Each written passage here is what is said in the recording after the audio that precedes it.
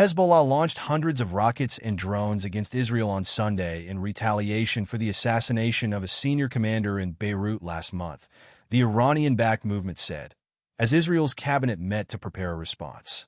The Israeli military said it had thwarted a much larger attack with preemptive strikes after it assessed that Hezbollah was preparing to launch the barrage. Sunday's violence was among the biggest exchanges of fire since hostilities began between Israel and Hezbollah in parallel with the eruption of Israel's war against Palestinian group Hamas in Gaza. Around 100 Israeli jets struck more than 40 Hezbollah launch sites in southern Lebanon shortly before the strikes, destroying thousands of launcher barrels that were aimed mainly at northern Israel, but with some targets in central areas, the Israeli military said in a statement. Hezbollah said it had launched drones and more than 320 Katyusha rockets towards Israel and hit 11 military targets. It said the barrage had completed the first phase of its response to Israel's assassination last month of Fuad Shukr, a senior commander, in Beirut, but that the full response would take some time. It dismissed Israel's account of the preemptive strikes, but said in a statement its military operation had been completed successfully for the day. Expectations of an escalation between the two sides had risen since a missile strike in the Israeli-occupied Golan Heights last month killed 12 youngsters, and the Israeli military assassinated Shukr in Beirut in response. Israel's cabinet met at 7 a.m. for o'clock GMT, Prime Minister Benjamin Netanyahu's office announced, but there were no immediate details on any further response from Israel. "We are determined to do everything possible to defend our country, to return the residents of the North safely to their homes, and to continue to uphold a simple rule. Whoever harms us, we harm him," Netanyahu said in a statement. Foreign Minister Israel Katz said Israel would respond to developments on the ground, but did not seek a full-scale war. Most of the Israeli strikes were hitting targets in southern Lebanon, but the military was ready to strike anywhere there was a threat, an Israeli military spokesperson said. Gallant declared a state of emergency, and flights to and from Ben Gurion Airport in Tel Aviv were suspended for around 90 minutes. But the airport's authority said normal operations were expected to resume by 7 a.m. In northern Israel, warning sirens sounded and multiple explosions were heard around several areas as Israel's Iron Dome aerial defense system shot down rockets coming from southern Lebanon. Israel's Magen David Adam Ambulance Service said it was on high alert all over the country.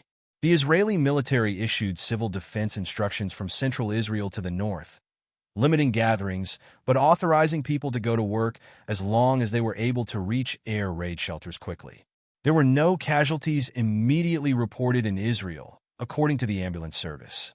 A security source in Lebanon said at least 40 Israeli strikes had hit various towns in the country's south in one of the densest bombardments since hostilities began in October.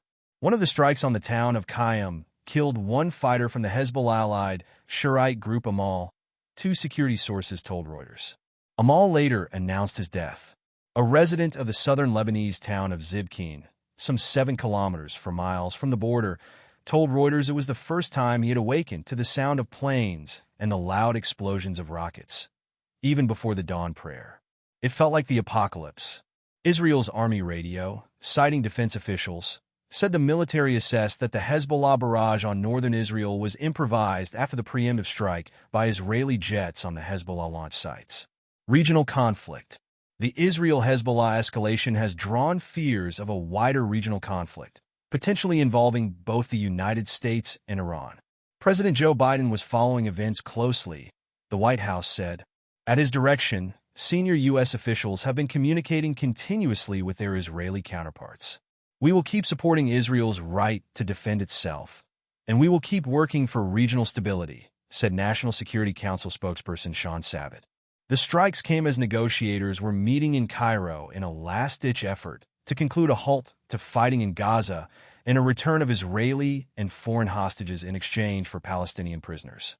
Hezbollah fired missiles at Israel immediately after the October 7th attacks by Hamas gunmen on Israel.